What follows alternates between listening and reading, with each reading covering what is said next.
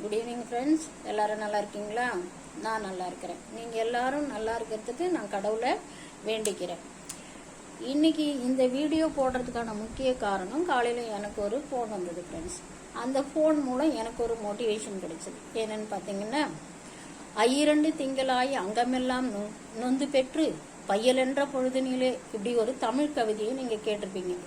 அதில் பார்த்தீங்கன்னா, அந்த அம்மா 10 மாதம் சுமந்து பெற்று பையன்னு கேள்விப்பட்டவொடனே அந்த அம்மாவுக்கு அவ்வளோ சந்தோஷம், அவளுடைய வழியெல்லாம் மறந்து போயிடுது. அப்படிதான் ஃப்ரெண்ட்ஸ், நானும் என் பையனை பெற்று எடுத்தேன். அவன் நமக்கு பார்த்தீங்கன்னா வெள்ளிக்கிழமையில எல்லா நல்ல காரியங்களும் செய்யலாம். ஆனால் வெள்ளிக்கிழமையில பையன் வரக்கூடாது, அதுவும் ஃபர்ஸ்ட் பையன். என் பையன் நைட்டு 10:30 மணிக்கு பிறந்தான். அவன் வெள்ளிக்கிழமையில பிறந்துட்டான்னு சொல்லிட்டு எங்கள் வீட்டுக்காரர்கிட்டயே பையனை கொடுக்கல. இப்பெல்லாம் பார்த்தோம்னா புருஷன் அந்த ரூமுக்கே போகிறாங்க, அவர் தான் குழந்தைய வாங்குறாரு. என் பையன்கிட்ட குழந்தைய கொடுக்கல. எங்கள் வீட்டுக்காரர் என்னை பார்க்கவும் இல்லை ஃப்ரெண்ட்ஸ். இது ஒரு பக்கம் இருக்கட்டும். இப்படி நம்ம வாழ்க்கையை நம்ம என்ன பண்ணுறோம், பிள்ளைங்களுக்காகவே வாழறோம். இந்த வீடியோ முற்றிலுமா என்னை போல தாய்மார்களுக்காக, பெண்களுக்காக, நான் பெத்தெடுத்த ஒரு பிள்ளைய போல அன்பான மகன்களுக்கு இந்த வீடியோவை நான் சமர்ப்பிக்கிறேன் ஃப்ரெண்ட்ஸ்.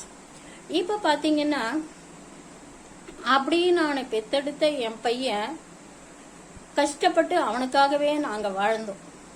ஒரு பிள்ளைன்னு சொல்லி எங்களால் முடிஞ்ச மட்டும் தியாகம் பண்ணி அவனுக்காகவே எங்களுடைய வாழ்க்கையை வாழ்ந்தோம். இதில் ஒரே ஒரு நிகழ்ச்சி மட்டும் நான் உங்களுக்கு சொல்கிறேன். அவனை சிட்டியில் படிக்க வைக்கணும் அப்படிங்கிறதுக்காக எங்களுடைய தகுதிக்கு மீறி ஒரு பள்ளியில் சேர்த்தோம். அப்படி சேர்க்கும் போது பணம் 2.5 லட்சம் உடனே கட்டணும். 2.10 வரையும் எங்கள் கையில் இருந்து 40,000 மட்டும்தான் இல்லை.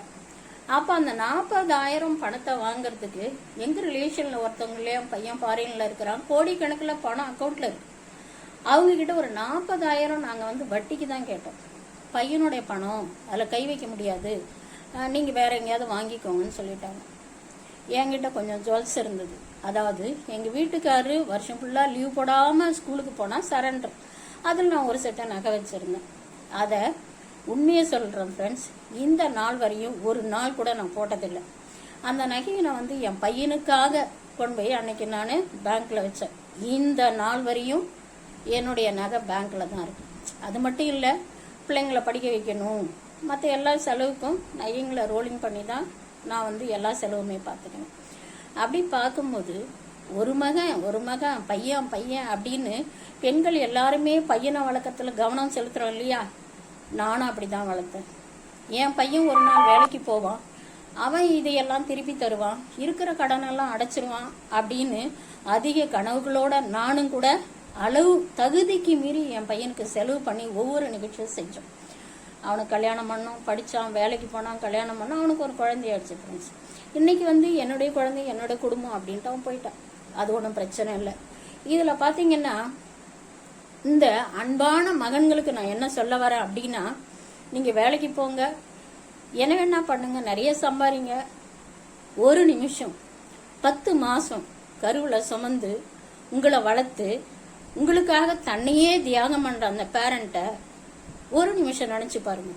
ஒவ்வொரு நாளும் நீங்கள் பாசமாக கூட விசாரிக்க வேணாம், ஃபார்மலாக அம்மா நல்லா இருக்கியா, அப்பா நல்லா இருக்கியா, இன்னைக்கு சாப்பிட்டீங்களா, மாத்திரை சாப்பிட்டீங்களா, மாத்திரை போடுறவங்களா இருந்தால் மாத்திரை சாப்பிட்டீங்களா, நல்ல டாக்டரை பாருங்க.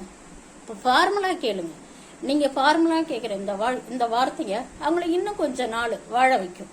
சப்போஸ் நீங்கள் பாசமாக கேட்டீங்கன்னு வச்சுங்களேன், அந்த வார்த்தைகள் அவங்கள இன்னும் பல வருடம் உயிரோட இந்த பூமியில் வச்சிருக்கும். அதனால என் அன்பு மகன்கள், இந்த உலகத்துல இந்த யூடியூபை யாரெல்லாம், இந்த சேனல், இந்த வீடியோவை யாரெல்லாம் பாக்குறீங்களோ, அதுல பாக்குற எல்லா மகன்களுக்கும் உங்களை நான் கேட்டுக்கொள்ற ஒரே ஒரு கேள்வி என்னன்னா, உங்க அம்மா போன் பண்ணுவாங்க, பையன் போன் பண்ணிருக்கானா ஒவ்வொரு நாளும் பார்ப்பாங்க ஃப்ரெண்ட்ஸ். அப்படி பார்க்கும்போது பையன் பண்ணலைன்னா இவங்களே பையனுக்கு போன் பண்ணுவாங்க. அப்போ அவன் என்ன பண்ணுவான் தெரியுங்களா? I am in office, call back you later அப்படின்னு மெசேஜ் அனுப்பிடுவான். அவன் லேட்டருங்கிற அந்த வார்த்தையை அந்த அம்மா நம்பி 1 வாரம் 2 வாரம் காத்திருப்பாங்க. அதை போல காக்க வைக்காதீங்க. நீங்கள் ஒரு ரெக்கார்டாவது பண்ணுங்க. அம்மா நல்லா இருக்கியா, அப்பா நல்லா இருக்கீங்களா, மாத்திரை போட்டிங்களா, எப்படி இருக்கீங்க, அப்படி ரெக்கார்ட் பண்ணி டெய்லி ஒரு ரெக்கார்டாக அவங்க அப்பா அம்மாவுக்கு அனுப்பிடுங்க. அது அவங்களுக்கு பலமுள்ளதாக இருக்கும் ஃப்ரெண்ட்ஸ்.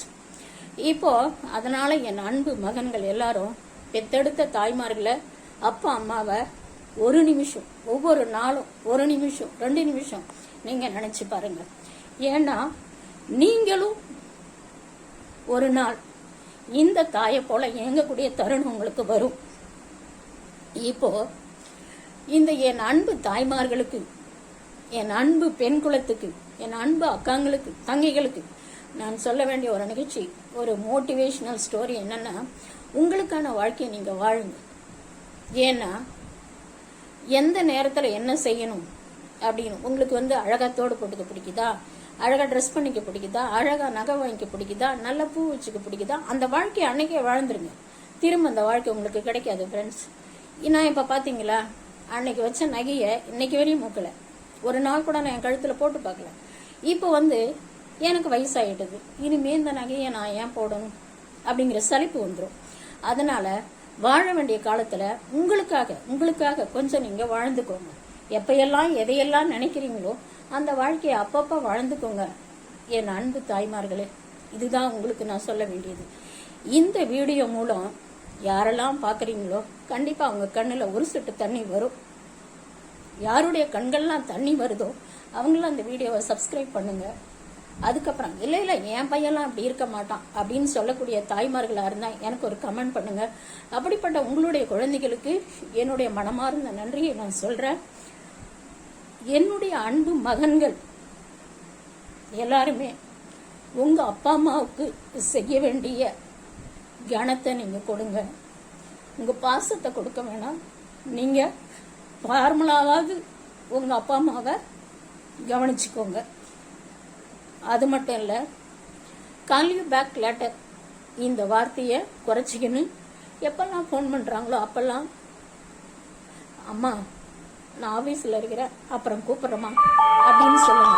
ஏன்னா இந்த வார்த்தை அவங்கள என்ன பண்ணுன்னு இந்த வார்த்தை அவங்கள இன்னும் பல நாள் சந்தோஷமா, மாத்திரையே போட்டாலும் நான் நல்லா இருக்கிறேன், ஒரு நாள் என் பையன் என்னை பார்த்துப்பான், ஒரு நாள் என் பேர குழந்தைங்க என் கூட இருப்பாங்க அப்படிங்கிற சந்தோஷம் அவங்கள இன்னும் கொஞ்ச நாள் நிம்மதியாக வாழ வைக்கும். அதனால் ஓடிக்கொண்டிருக்கிற இந்த உலகத்தில் உங்களுக்கான வாழ்க்கை வாழுங்க, சந்தோஷமாக இருங்க, உங்கள் பிள்ளைங்களோட இருங்க, அளவுக்கு அதிகமாக சம்பாதிங்க. பெத்த தாய் தகப்பனை மறந்துடாதீங்க ஃப்ரெண்ட்ஸ். இந்த வீடியோவை என் அன்பு பெண் குலத்துக்கும் என் அன்பு மகன்களுக்கும் நான் சமர்ப்பிக்கிறேன் ஃப்ரெண்ட்ஸ். தேங்க்யூ.